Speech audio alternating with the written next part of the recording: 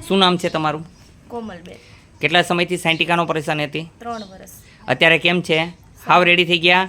કેટલી વારમાં થઈ ગયા? મિનિટ 5 મિનિટમાં 5 મિનિટ. રેડી થઈ ગયા ને? નિયમનું પાલન કરશો કે નહીં કરો? કરશું. જય હનુમાન. જય હનુમાન. શું નામ છે તમારું? રેખાબેન. રેખાબેન કેમ છે? હાવ રેડી થઈ ગયા? થોડો ખોરાક લ્યો હો, શરીર બનાવો તમારું. તમને કેમ છે? સારું છે બેન? બોલો જય હનુમાન. હા, ક્યાં ગયા બેન તમારા? દીકરી ક્યાં ગયા? ભૈયા આવતા રહ્યો ના, આવવું તો પડે બધાને વારો લે બેટા, આવતા રહ્યો.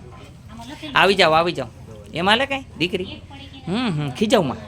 શું નામ છે આપનું? ધ્રુવીબેન. કેમ છે અત્યારે? આપને સારું છે? મારા નિયમનું પાલન કરજો. મેં તમને કીધું બટેટા ન ખાજો, કઠોળ ન ખાજો, ચણાના લોટની વસ્તુ ન ખાતા, નિયમનું પાલન કરો હો ને. જય હનુમાન. શું નામ છે આપનું? હાથ બતાવો ઊંચો કરીને બધાને.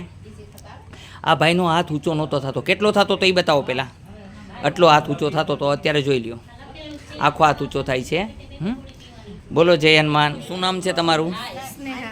સ્નેહાબેન. કેમ છે અત્યારે આપને? અહીંયા આવ્યા તો મજા આવી કે ના આવી? બહુ મજા આવી. હા એમ પગમાં કેમ છે?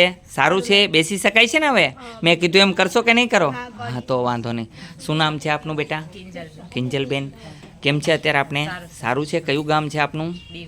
દેવથી આવ્યા છો તો અહીંયા આવ્યા તો મજા આવી કે ના આવી? કેમ આવ્યો? આનંદ આવ્યો કે દવાનું કામ બરોબર છે બાપુનું? સરસ છે ને, તો વાંધો નહીં. આપનું નામ શું છે? હર્ષિતાબેન. મેં તમને કીધું સંતાન થશે, પણ મેં એને કીધું ક્રોધ નથી કરવાનો. પાકું છે? પાકું?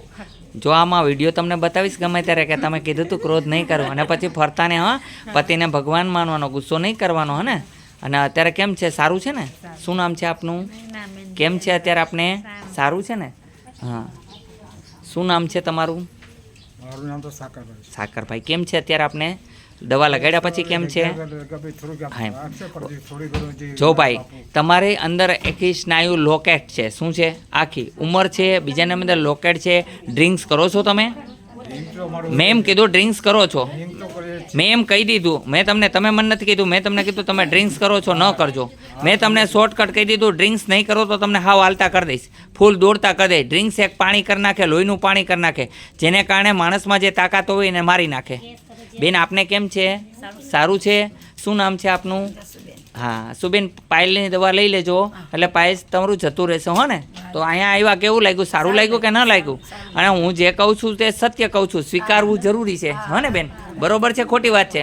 તમને બધાને કેવું લાગ્યું? હા, અહીંયા આવું કામ કરીએ છીએ બેન. અને મારા પોતાનું દર્દ ગણીને હું દૂર કરવાની કોશિશ કરું છું, અને મારા ગણીને તમને સમજાવું છું કે દારૂ પીવાથી કોઈ ફાયદો મળતો નથી. નશો કરીએ એ નશો આપણને એના ગુલામ બની જાય છે.